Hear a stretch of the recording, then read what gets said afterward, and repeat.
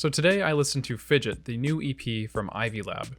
If you're not super familiar with Ivy Lab, which I wasn't before hearing this project, they are a electronic music duo hailing from northern London in England, and very prominent major players in the halftime scene, UK-based scene, future beats movements, all that good stuff. A lot of bass going on there, bass theme. Their music sounds like this.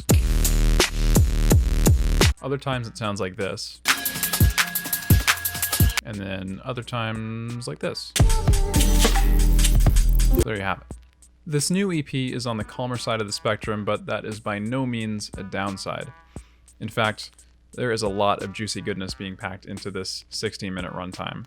It's almost as if every new song is like this strange creature lumbering out of the abyss and walking over to you to whisper these weird ethereal sounds into your ears.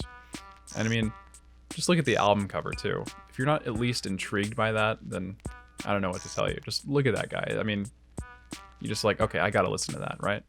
The opening track, Ophelia, comes right out of the gates with this kind of mysterious and odd poppy chord progression before politely pulling the rug out from under our feet to let its driving presence kind of engulf us in this smooth bass and these liquid percussion hits. It's a bit of a warm and cozy presence, kind of similar to the atmosphere of Lapalux songs and Clams Casino songs. So I'm a big fan of that, really like that. The title track seems to take a bit more of a sinister turn at first, which is kind of interesting in comparison to the opener, because it's kind of more of this warm thing, but the same hypnotics are there. It's just a bit more on the banger end of the spectrum, which for me, that's no problem at all. I mean, I love that, right? There are a lot of these beeps and chirpy kind of sounds that fit right in between these rumbly bass punches and contemplative vocal hits. It's really, really a song to be reckoned with, kind of. Merlot's probably the weakest track on the project for me personally, mostly because it kind of feels like a little too similar to the wallpapery lo-fi hip-hop, with maybe a little bit more of some upgraded bells and whistles.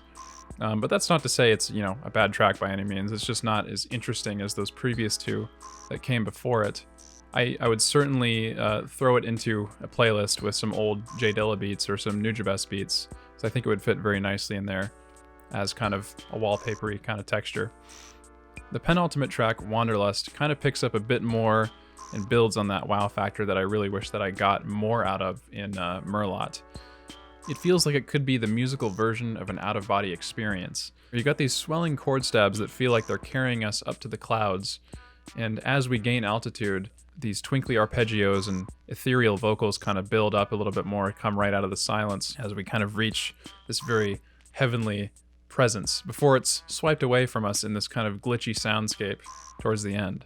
The closer, which has the mysterious title of Baywatch 480p, is a standout right from the get-go. The beat is as soupy, slippery, and punchy as a classic Flying Lotus track, and injected with these smooth bass plucks and jazzy vocal hits that really kind of raise the intrigue and the mysteriousness of it. The only thing that I wish is that the drop was kind of going more of the harder route, but, it's not a bad way, I guess, to send off the album in kind of a more heavenly, lower note. Pleasant, I guess. The whole thing really has this warm grasp on you throughout, and it never really lets go. I'd highly recommend it for some nighttime driving or just, sitting back and chilling, because it's pretty good for that stuff. But yeah, let me know what you think about it in the comments, and I'll see you later.